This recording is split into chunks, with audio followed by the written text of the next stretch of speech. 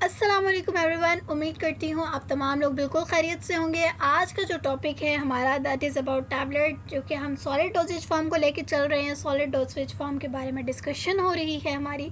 तो आज जो है वो हम देखेंगे कि टैबलेट क्या होते हैं। टैबलेट्स हमारे पास सॉलिड डोजेज फॉर्म होती हैं जिनके अंदर डिफरेंट फार्मास्यूटिकल एक्सिपिएंट जो है वो जब हम उनके अंदर डालते हैं, उनको कंप्रेस करते हैं, तो हमारे पास एक फॉर्म ऑब्टेन होती है जिसको हम क्या कहते हैं, टैबलेट्स। ठीक है, औरली यूज़ होते हैं। अब आता है सवाल कि कौन कौन से रूट होते हैं टैबलेट के एडमिनिस्ट्रेशन के। ओरल रूट यानी मुंह के ज़रिए से आप लेते हैं, बकल कैविटी माउथ के अंदर जो होती है वहाँ से लेते हैं, वेजाइना के ज़रिए से ले सकते हैं, रेक्टल रूट जो है वो वहाँ से आप टैबलेट को एडमिनिस्टर करवा सकते हैं। नेक्स्ट आता है कि हमारे पास एडवांटेजेस ऑफ टैबलेट्स क्या हैं। डिफरेंट एडवांटेजेस होते हैं। एक तो ये कि आसानी के साथ आप स्वेलो कर सकते हैं, आसानी के साथ ले सकते हैं। ठीक है, शॉर्टी ऑफ एक्यूरेट डोज, मतलब आपको पता होता है कि यार अगर मैंने एक लेनी है दवाई तो एक ही मैं लूँगी, अगर मैंने 2 गोलियाँ लेनी है तो मैं 2 ही लूँगी। ठीक है, इस चीज़ की आपको थोड़ी श्योरिटी हो जाती है। फिर इसके अलावा ये होता है कि बाज़-औक़ात कुछ ऐसी टैबलेट्स हैं जिनके ऊपर कोटिंग की हुई होती है, कुछ शुगरी मटेरियल की या शुगरी की ना भी की हुई हो, कुछ के ऊपर कोटिंग की होती है कि उनका जो गंदा सा टेस्ट होता है वो मास्क हो जाता है। ठीक है, उसका आपका टेस्ट नहीं आता। इसके अलावा होता है कि ये ड्राई होते हैं और क्या होते हैं, बहुत ज़्यादा स्टेबल होते हैं, लिक्विड से ज़्यादा स्टेबल प्रिपरेशंस होती हैं। इसके अलावा इनके डेटोरेशन जो होती है इन्वायरमेंटल फैक्टर्स की वजह से वो टैबलेट्स में इतनी नहीं होती, दूसरे डोजेज फॉर्म में थोड़ी ज़्यादा होती है। डिसएडवांटेज की बात करें तो आपके पास जैसे छोटे बच्चे हैं या कुछ एल्डरली पेशेंट है, जीरियाट्रिक पेशेंट जो होते हैं वो इजीली टैबलेट्स को स्वालो नहीं कर सकते। ठीक है, इसके अलावा जो इसकी कॉस्ट होती है वो एज़ कम्पेयर टू सिरप या लिक्विड डोजेज फॉर्म थोड़ी ज़्यादा होती है, क्योंकि ये थोड़ा रैपिड एक्शन देती है। रैपिड एक्शन के लिहाज से इसकी कॉस्ट जो होती है थोड़ी ज़्यादा होती है। अब डिफरेंट टाइप्स ऑफ टैबलेट्स आ जाती हैं। सबसे पहले हमारे पास आती है कॉम्प्रेस टैबलेट्स। कॉम्प्रेस टैबलेट्स का क्या मतलब है कि आपने इनको कंप्रेस किया है, इनकी कंप्रेशन की है, तब वो जाके हमारे से वजूद में आए हैं। ठीक है, अब क्या होता है कि इनके अंदर सिंगल कंप्रेशन की जाती है, मतलब आपने लुब्रिकेंट्स डाल दिए, बाइंडर, डिसइंटीग्रेंट, डाइलुएंट्स, कलरेंट, ये हम सारे पीछे जो है वो एक्सिपिएंट्स पढ़ चुके हैं अच्छे तरीके से। ये सारे डाल के आपने इनकी कंप्रेशन कर दी और आपके पास टैबलेट ऑब्टेन होगी। फॉर एग्जांपल पैरासीटामोल टैबलेट होगी, एस्प्रिन टैबलेट्स होगी। ठीक है, इस तरह की दीगर आ जाती है। उसके बाद आती है मल्टीपल कंप्रेस टैबलेट, यानी उनकी पहले आपके पास सिंगल कंप्रेशन आ गई थी, अब आपके पास मल्टीपल कंप्रेशन है, मतलब आप उनकी मल्टीपल टाइम कंप्रेसिंग कर रहे हैं, तब आपके पास कहीं जाके वो एक टैबलेट जो है वो ऑब्टेन होगी। जैसे आपके पास मल्टी लेयर टैबलेट होती है, यानी कि एक टैबलेट होती है उसके ऊपर मल्टी लेयर बनी होती है। जैसे कि मैं आपको बता देती हूँ, ये टैबलेट है, इसके ऊपर लेयर बनी होगी, इस तरह की लेयर होगी या इस तरह की लेयर होगी। ठीक है, दूसरी आती है tablet with in a tablet, tablet with in a tablet, छोटी कोर टैबलेट इसको कहते हैं। ये कोर टैबलेट होती है और ये बाहर समझ लें कि कोटिंग के लिहाज से की हुई होती है। उसके बाद आ जाती है फिल्म कोटेड टैबलेट, मतलब एक थिन फिल्म होती है जिसके ज़रिए से आप उसको कोटिंग करते हैं। थिन फिल्म को क्या कहते हैं, पॉलीमर्स। पॉलीमर्स एक स्मॉल इंग्रेडिएंट्स होते हैं जिनको कोटिंग के लिए आप इस्तेमाल करते हैं, मतलब उनको कोट करते हैं, उसको समझ लें कि ऊपर रंगते हैं उस टैबलेट को, और उसके ऊपर ऐसे मटेरियल से उसको रंगते हैं, उसके ऊपर ऐसा मटेरियल लगाते हैं ताकि वो आपको गंदा टेस्ट भी फील ना हो और देखने में भी वो खूबसूरत लग रही हो। अच्छा, उसके बाद आ जाती है sugar coated tablet. Sugar coated tablet वो होती है जिसकी शुगर से कोटिंग की होती है, जैसे कि आपने ब्रूफिन टैबलेट देखी होगी। ठीक है, वो मीठी होती है ना खाने में। इसी तरीके से और दीगर ऐसी टैबलेट्स है, कुछ की चॉकलेट कोटेड की हुई होती है, डिपेंड करता है। उसके बाद आती है एंटारिक कोटेड टैबलेट। एंटारिक कोटेड की हम पहले भी डिस्कशन कर चुके थे कि एंटारिक कोटेड वो होती हैं जो आपकी स्टमक की पीएच से जो है वो रेजिस्टेंट होती हैं, मतलब वो एसिडिक एनवायरनमेंट पे रिलीज़ नहीं हो सकती। वो जाके कहाँ रिलीज़ होंगी, बेसिक एनवायरनमेंट में। ठीक हो गया, तो अब उन्होंने क्या करना है, अगर उन्होंने बेसिक एनवायरनमेंट पे जाके रिलीज़ होना है तो बेसिक एनवायरनमेंट पे जाके उनके लिए ऊपर हमने ऐसी कोटिंग करवानी है ताकि वो स्टमक से जो है वो आसानी के साथ पास कर दें विदाउट एनी रिलीज़, और आपके पास क्या करें, स्मॉल इंटेस्टाइन में जाके आसानी के साथ रिलीज़ हो जाए। तो इस तरीके से ये आपके पास टैबलेट वर्क कर रही होती हैं। इसमें एग्जाम्पल हमारे पास आ जाती है लोप्रिन की। ठीक है, नेक्स्ट आती है हमारे पास बक्कल या सबलिंगुअल टैबलेट्स। ठीक है, जो आपने क्या करनी होती है, सबलिंगुअल टैबलेट्स वो होती हैं जो आप ज़ुबान के नीचे जिनको रखते हैं। ठीक हो गया, और जो बक्कल होती हैं वो आपके पास चीक्स में रखते हैं, जैसे एनजीसिड, नाइट्रोग्लिसरीन की जो टैबलेट्स होती है। ठीक है, बीपी के लिए जो होती हैं टैबलेट्स वो आप यहाँ पे रख सकते हैं। अच्छा, अब क्या होते हैं कि जनरली जो ये वाली टैबलेट्स होती हैं ना, इनके अंदर कुछ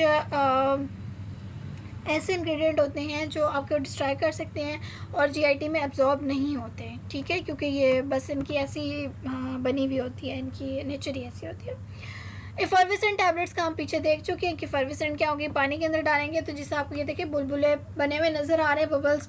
इस तरीके से इसमें भी जो है वो बुलबुले बनते हैं। डिस्प्रीन होगी, CSC होगी। चुएबल टैबलेट जिनको आप च्यू करते हैं, ठीक है, चुबा कर जिनको खाते हैं। एंटासिड्स होगी, मल्टीवाइटामिन्स की जो है डिफरेंट टैबलेट्स वो इसमें आ जाती हैं। फिर सस्टेन रिलीज यानी जिनका प्रोलॉन्ग एक्शन होता है, मतलब आपने ले ली तो काफ़ी देर तक आपको उसका असर रहेगा, आराम रहेगा। वोल्ट्राल होगी, डिक्लोरान होगी, ये सारी चीज़ें इसके अंदर आ जाती हैं। अब आता है कि फार्मूलेशन ऑफ टैबलेट्स। जब आप टैबलेट्स बना रहे हैं तो आप उनको बनाएंगे किस तरीके से। तो सबसे पहले क्या होगी कि आपने, जाहिर सी बात है, आपने वेइंग की, ठीक है। आप मतलब पहले आप देख लेते हैं कि कौन कौन सी चीज़ें आपको चाहिए होती हैं। तो सबसे पहले आ जाता है हमारे पास डाइलुएंट्स आ गए, बाइंडर्स आ गए, disintegrating agents, lubricant, colouring agent, flavouring agent, sweetening agent, ठीक है। ये सारी चीज़ें आपको जो है वो चाहिए होती हैं। उसके बाद आ जाते हैं methods of preparation of tablets. कि अब आप मेथड, कौन कौन सी मेथड जो है वो आप इस्तेमाल करेंगे टैबलेट्स को बनाने के लिए। तो 3 तरह के मेथड होते हैं, डायरेक्ट कंप्रेशन, ड्राई ग्रेनुलेशन जिनको स्लगिंग कहते हैं, और वेट ग्रेनुलेशन। जो सा डायरेक्ट कंप्रेशन का मेथड होता है ना, उसमें सिंपली क्या करते हैं कि आप सारे इंग्रेडिएंट्स को मिक्स करेंगे, कंप्रेसर में डाल देंगे, आपकी टैबलेट जो है वो कंप्रेस हो जाएगी, बन जाएगी। सबसे आसान तरीका यही है, लेकिन सारी टैबलेट्स इस तरीके से नहीं बन सकती। दूसरा आता है ड्राई ग्रेनुलेशन, मतलब आप इसमें कोई भी वेटिंग एजेंट नहीं डालते, ड्राई फॉर्म में आपके पास एक स्लग बनता है, ठीक है। आप स्लग समझ लें कि जैसे आप आटा गूंथते हैं ना, तो आटा गूंथने के दौरान आपके पास एक स्लग टाइप एक चीज़ बन जाती है, उसको आप स्लग कहते हैं, ठीक है। जिसके अंदर थोड़ा सा व्हीकल डाल के और बाकी सॉलिड फॉर्म में अपने पाउडर को डाल के उसको मिक्स करके एक स्लग की फॉर्मेशन हो जाती है। उसके बाद उसको क्या कर देते हैं, कंप्रेस कर देते हैं। वेट ग्रेनुलेशन जो होता है उसमें आप प्रॉपरली जो है वो डिफरेंट लिक्विड फॉर्म में इंग्रेडिएंट्स को टाइम टू टाइम ऐड करते रहते हैं। कुछ इंग्रेडिएंट्स 0.5% में पहले ऐड होते हैं, कुछ बाद में 0.5% में ऐड होते हैं, और इस तरीके से पूरी आपके पास जो है वो ग्रेनुलेशन हो जाती है और टैबलेट ऑब्टेन हो जाती है। नेक्स्ट आता है टैबलेट की कोटिंग। अब टैबलेट की कोटिंग आपको बताया था कि टेस्ट को मास्क करने के लिए, गंदा टेस्ट है उसको मास्क करने के लिए जैसे एंटेरिक कोटेड थी। हम ये चाहते थे कि स्टमक पे रिलीज़ ना हो बल्कि स्मॉल इंटेस्टाइन में जाके रिलीज़ हो। तो इस तरह की चीज़ों के लिए हम जो है वो इनको देखते हैं।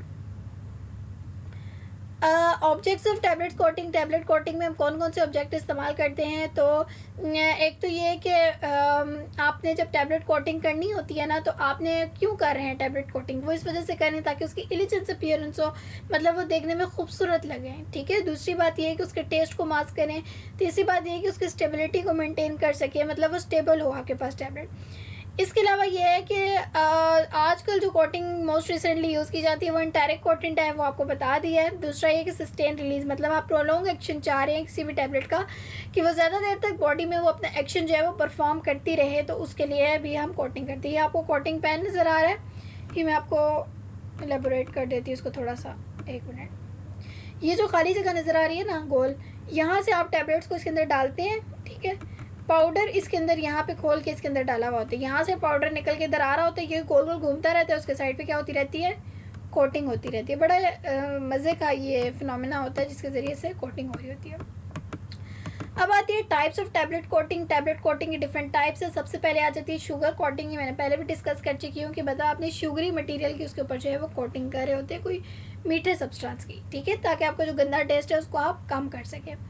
इसमें सबसे पहले आ जाती है वाटर प्रूफ। जब आप कोटिंग करते हैं ना तो डिफरेंट स्टेजेस आ जाती है। सबसे पहली स्टेज होती है waterproofing and seal coat, मतलब आपने उसको वाटर प्रूफ करना होता है सबसे पहले, और ताकि उसके अंदर कोई भी मॉइस्चर जो है वो एब्जॉर्ब नहीं हो सके, ठीक है। शिलैक सब्सटेंस एक होता है जिसके ज़रिए से आप उसकी कोटिंग करते हैं।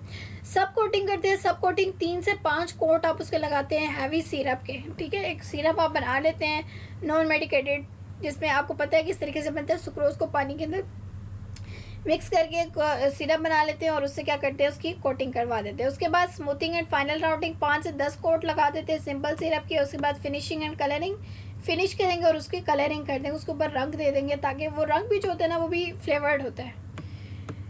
अच्छा, उसके बाद फिल्म कोटिंग आ जाती है। नेक्स्ट फिल्म कोटिंग में भी सिंपल ये होता है कि आप उसमें जो है वो फिल्म, एक थिन फिल्म होती है पॉलीमर्स की, आप उसके ऊपर उसकी कोटिंग करवा देते हैं। जैसे सेलुलोज हो गया, डिफरेंट पॉलीमर्स हो गए, उसकी कोटिंग उस तरीके से करवाई दी जाती है। मेट्रोनाइट्रोजोल इसकी एग्जांपल है, उसके ऊपर जो कोटिंग हुई होती है वो फिल्म कोटिंग है। उसके बाद आ जाती है इंटेरिक कोटिंग। इंटेरिक कोटिंग का आपको पता है कि ऐसे मटेरियल से करवाई जाएगी ताकि वो स्टमक में रिलीज़ ना हो बल्कि स्मॉल इंटेस्टाइन में जाकर रिलीज़ हो। अब वो मटेरियल कौन से हैं, शिलैक हो गया आपके पास,